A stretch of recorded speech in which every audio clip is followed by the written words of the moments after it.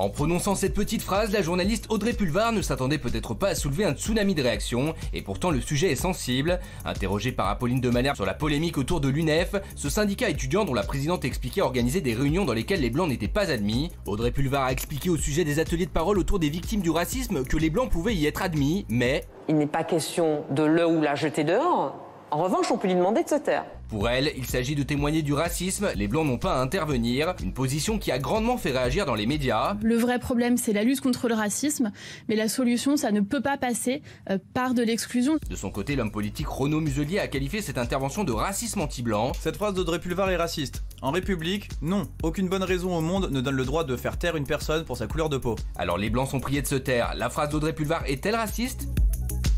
Merci à Rokhaya Diallo d'être avec nous, bien sûr. Rokhaya Diallo qu'on voit souvent dans l'émission, essayiste et militante. Ça va ma chérie d'amour? Ça va bien. Merci d'être là, tu es toujours magnifique. Cyril Benassar, merci d'être là, essayiste, auteur de L'arnaque antiraciste expliqué à ma sœur. Réponse à Rokhaya Diallo. Oui. Ouais. C'est la première fois que vous êtes sur un plateau ensemble? C'est la première fois, oui. Voilà, vous voyez comme quoi tout arrive. Merci Cyril d'être là. Merci de me en recevoir. tout cas, c'est normal. Voilà, on veut écouter tous les avis ici dans cette émission. Et si Elisabeth Lévy veut venir, elle sera la bienvenue également. Et je crois qu'elle se lève tôt. Déjà, elle fait déjà un peu trop d'antenne, celle-ci. Alors, oui.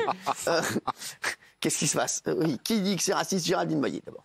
Oui, parce qu'effectivement, enfin, en tout cas, je ne sais pas si c'est raciste, mais c'est très maladroit. Parce qu'effectivement, il y a une discrimination à l'embauche. Évidemment, il y a des délits de faciès. Évidemment, il y a des brebis galeuses dans la police qui sont racistes. Mais malgré tout, il y a une sorte d'essentialisation où on a l'impression que finalement la population française est raciste. Et moi, je pense que ces groupes de parole sont complètement contre-productifs. En fait, elles ne créent pas du lien, elles ne créent pas du dialogue. On nous met les uns contre les autres. Voilà. Alors donc, les Noirs vont se plaindre du racisme des Blancs, les femmes vont se plaindre du sexisme des hommes. Quand on est métisse, qu'est-ce qu'on fait? On a un papa noir, une maman blanche, on est dans quel dilemme? C'est-à-dire qu'en fait, c'est comme si on reproduisait une ségrégation alors qu'on n'a pas de ségrégation en France. Donc je trouve que c'est très dangereux. Et dans la pratique, ça c'est la théorie à la limite, mais dans la pratique, par exemple, le documentaire de Portolano, on dit, bon alors, mesdames, vous avez été victimes de sexisme, on veut absolument pas qu'il y ait des hommes dans nos groupes de parole. Ok, bon, pourquoi pas. Mais en fait, on va pas avancer comme ça. C'est-à-dire que les femmes vont rester entre elles. Elles vont dire, il a été violent, il a été salaud, il a été connard, il a été immonde, il a été un mufle. Et donc, concrètement, non, il faut que les hommes soient là et se confrontent à cette réalité et qu'on puisse avancer tous ensemble et pas qu'on s'exclue. Isabelle, vous trouvez que c'est raciste? Oui, je trouve que c'est très raciste. On n'arrête pas de nous dire qu'il faut apprendre à vivre ensemble et qu'il faut vraiment arrondir les angles, etc., etc. Et là, brusquement, en 15 jours, on nous remet face à face un clivage blanc-noir. Je trouve que c'est désastreux pour la notion de vivre ensemble et extrêmement dangereux à l'heure actuelle. Alors, vous, Rokhaya, vous trouvez que cette phrase, elle ne vous choque pas? La phrase telle qu'elle a été formulée, je comprends qu'elle ait surpris désagréablement. Vous voulez qu'on la revoie? Je pense que c'est pas nécessaire et que Audrey Pulvar a déjà été très... On va la revoir quand même. Bon, d'accord. Il y a la peine de me demander mon avis. Vient à cet atelier une femme blanche, un homme blanc, etc., etc., ben, j'aurais tendance à dire qu'il n'est pas question de le ou la jeter dehors. En revanche, on peut lui demander de se taire. On peut lui demander d'être spectatrice ou spectateur silencieux. On peut lui demander de se taire? Oui, je pense que oui. Parce que pour le coup, moi, je ne dis pas qu'il faille qu'il soit, il ou elle, interdit d'entrer. Mais au moins qu'il se taise et qu'il laisse parler les personnes, il ou elle se taise et laisse parler les personnes les plus concernées. Ah oui. Alors, c'est compliqué comme ça parce que, en fait, voilà, la question, c'est la question des groupes de parole. Le principe des groupes de parole, c'est un principe très ancien. Par exemple, quand des femmes se réunissent pour parler de violences sexuelles ou de violences sexistes, il est plus facile pour elles de s'exprimer entre elles qu'en présence d'un homme ou de plusieurs hommes. Et ça, ce sont des espaces qui sont temporaires, qui durent un temps. Ce ne sont pas des espaces définitifs. Et dans l'intervention d'Audrey Pulvar, ce qu'elle disait, que je trouve très intéressant, c'est qu'elle disait que, par exemple, si des personnes sont LGBTQIA, et s'organisent, donc des personnes homosexuelles, lesbiennes, gays, trans, etc., ou bi, se réunissent entre elles, il ne lui viendra pas à l'esprit d'imposer sa présence. C'est pas humiliant, en fait. C'est pas infamant de reconnaître que parfois des gens ont besoin temporairement de se réunir pour parler de leurs conditions parce que c'est plus facile et ça libère la parole. Alors tout le monde a réagi, hein. J'ai bien sûr Rachida Dati a défoncé, Valérie Pécresse, Geoffroy Didier, Marlène Schiappa l'a esquinté, Xavier Bertrand, voilà Marine Le Pen, bien sûr, Gilbert Collard, et puis il y a Jean-Luc Mélenchon et Benoît Hamon qui l'ont défendu. Ça va. Cyril Benassar, si vous en pensez. Moi, je trouve que la phrase est raciste, enfin qu'elle cautionne une pratique, un système raciste. Je veux bien entendre les arguments de Rokhaya Diallo sur les groupes de parole, je veux bien qu'on adapte à des femmes battues qui voudraient parler entre elles de leurs problèmes sans être dérangées par des hommes. Mais les Noirs ne sont pas les femmes battues des Blancs en France. Déjà, c'est pas seulement forcément uniquement des personnes noires, ça peut être des personnes racisées, j'imagine, mais enfin, ce sont les Blancs qui sont exclus parce qu'on entre dans un système dans lequel on divise la population en deux catégories, les dominants, les dominés. Et forcément, les dominants, dans votre approche, sont toujours les Blancs, les dominés sont toujours les Noirs. Pas nécessairement. Des femmes, par exemple, qui peuvent être victimes de sexisme ou d'homophobie, peuvent être de toutes couleurs. Simplement, il s'agit d'espaces temporaires. Il s'agit simplement pendant un temps, comme le principe des alcooliques anonymes, c'est-à-dire que pendant un temps, on parle de notre souffrance, on parle de notre douleur, on essaie de trouver des solutions qu'on va réunir et après apporter à l'ensemble de la société. C'est-à-dire que c'est pas une ségrégation définitive, ce sont des gens qui temporairement se disent qu'on va avoir un espace où on peut respirer et être tout simplement entre nous et nous-mêmes, mais c'est pas définitif. Nicolas Pernikov. J'ai une question à vous poser. Vous êtes d'accord qu'elle ne vous rend pas service quand même? Parce que la manière dont elle a formulé... Je vous sens pas très à l'aise. Je te sens pas hyper à l'aise avec... Parce que la formulation me pose problème, mais le principe ne me dérange pas. La formulation est compliquée. Vous vous rendez compte de ce qu'elle dit quand même? On ne va pas les jeter dehors, on ne va pas leur interdire. C'est ça le problème. À un moment donné, c'est terrible. Non, mais en fait, je comprends que la formulation soit moi, c'est vrai que moi, j'ai toujours défendu le principe de ces réunions. C'est-à-dire on est dans un groupe, on décide, par exemple, il y a en France un groupe qui s'appelle l'Union des étudiants juifs de France, parce qu'à un moment donné dans l'histoire, les étudiants juifs ont eu besoin de se réunir pour parler de leurs problématiques, ce qui n'empêche pas cette association, l'UEJF, de collaborer avec SOS Racisme pour lutter contre toutes les formes de racisme. Donc il y a parfois des moments où on a besoin de se regrouper sur le plan communautaire. Qu'elle peut être maladroite. Elle l'a mal formulé, mais je pense que ça n'invalide pas le principe. Je pense que le principe de se réunir... mais vous reconnaissez que c'est une forme de racisme. Non, parce qu'il ne s'agit pas de... Le racisme, c'est priver quelqu'un de quelque chose. Non, mais imaginez le racisme, c'est priver quelqu'un de quelque chose.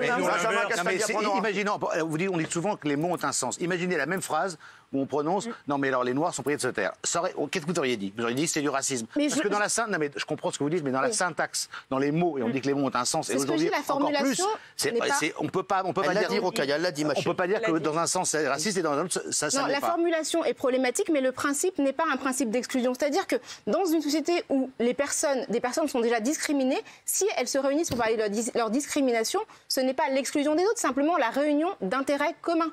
C'est-à-dire que c'est comme si vous êtes alcoolique, vous vous réunissez parmi les alcooliques anonymes pour parler de votre condition, parce que c'est pas facile d'en parler en dehors de ce cercle. Ça ne veut pas dire que vous discriminez les personnes qui ne sont pas alcooliques. Ça veut dire que pendant un temps, vous essayez de trouver des solutions pour vous entraider et vous soutenir. Donc, que le blanc ne peut pas être sensible au problème des noirs. C'est ça le problème. Il peut être sensible, mais ça veut pas dire que c'est de tout temps, dans tous les espaces, on les exclut. Ça veut dire que temporairement.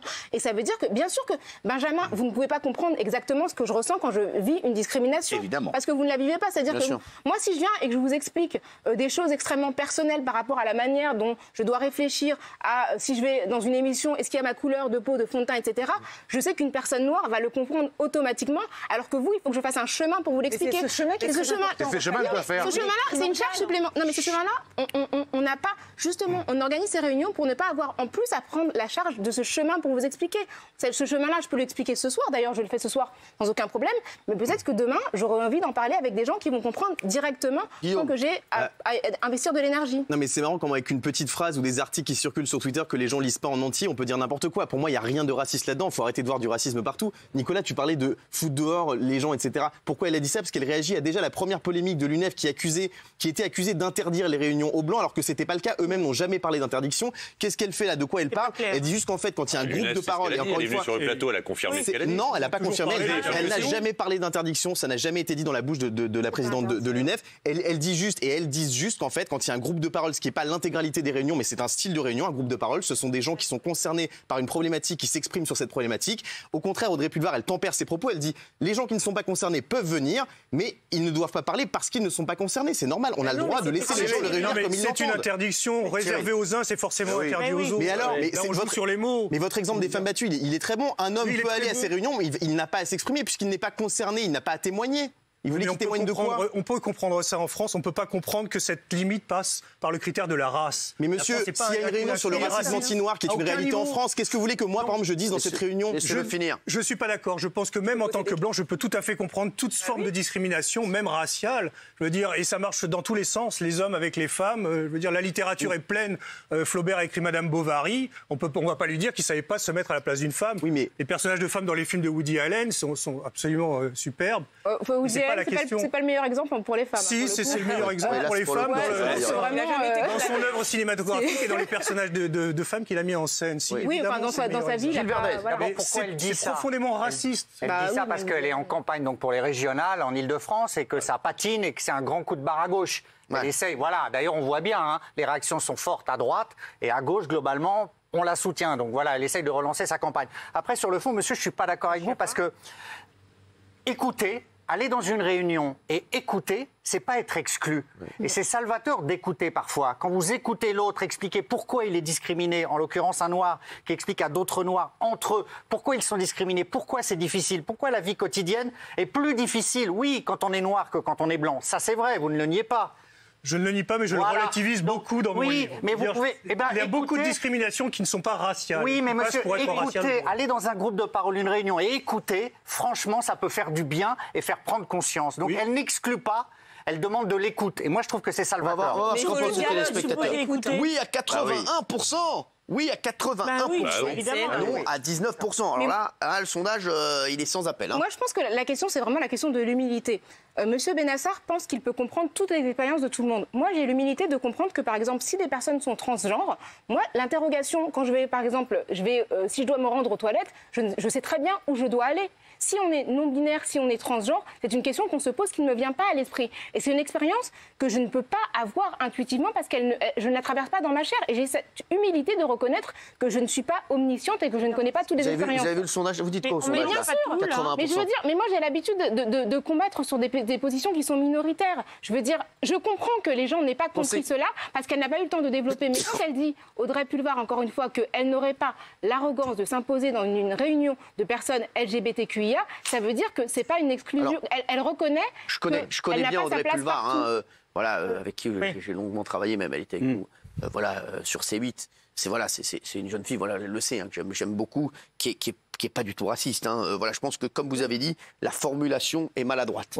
Oui, mais en fait, c'est dommage qu'on n'ait pas le temps de développer sur le principe et les bienfaits que peuvent avoir ces réunions. C'est-à-dire que les gens, ça leur fait du bien. À un moment donné, il faut comprendre que pour vivre dans une société apaisée, il y a des gens qui ont besoin de se retrouver. La question de la communauté, qu'il s'agisse de la communauté familiale, temporairement, c'est-à-dire qu'ils se retrouvent pour s'apaiser, pour mieux servir l'ensemble de la société.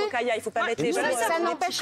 Ça n'empêche pas, c'est temporaire. C'est-à-dire que c'est pas parce que vous faites une réunion de 2 heures que vous n'allez plus jamais parler avec d'autres personnes. Cyril, quand Rocaille dit ça, vous pensez quoi de ce que dit? Moi, je pense que ce qui pose problème quand même dans ces affaires de rassemblement entre racisés, entre femmes, c'est que c'est le cadre public de la chose. Ça se passe dans le cadre d'une université, d'un syndicat. Si c'était une réunion privée, on se réunit en privé par affinité, ses amis, on fait un barbecue, on n'invite que des noirs parce qu'on veut voir que des noirs. Il n'y a aucun problème. Mais le fait que ce soit affiché publiquement, et que ce soit cautionné par quelqu'un qui est une élue, une journaliste reconnue, ça nous fait basculer dans un monde que je ne veux pas pour la France. C'est pas nouveau. Le mouvement de libération des femmes a fondé son émancipation sur ce principe-là. C'est quelque chose de très ancien dans la culture politique française. Entre hommes et femmes, entre noirs et blancs. C'est pas vous qui décidez, monsieur. On ne veut pas voir là, on s'en fout de la couleur des gens. Mais c'est pas vous qui décidez, en fait. C'est la France, c'est la tradition française, c'est l'universalisme français. Vous vous en foutez, mais il y a des racismes, mais ça ne peut pas être une institution publique qui organise et qui sépare les noirs des blancs. Et pourquoi elle le ferait pour les femmes et pas pour les autres groupes? Parce que les femmes peuvent avoir des problèmes. Et encore, je dis... Mais vous êtes une femme. Comment vous savez mieux que les personnes concernées ce qui est Je peux imaginer que des femmes battues, des femmes violées n'aient pas envie d'avoir un homme en face. Vous imaginez, vous ne le vivez pas. Évidemment, mais c'est facile à imaginer. C'est la même chose pour les autres. C'est facile à admettre dans ces cas-là. Dans le cas d'une séparation raciale, je trouve ça insupportable. Merci à vous deux. Car on était vraiment sur Audrey Pulvar. 81% des gens trouvent que sa phrase était raciste. Merci Rocaille Diallo d'avoir été avec nous. Merci Cyril Benassar, essayiste, auteur de L'arnaque antiraciste expliquée à ma sœur. Réponse à Rocaille Diallo, il a fait... C'est un peu moins fraternel au niveau de l'échange, mais l'idée est là, oui. Voilà. Merci en tout cas.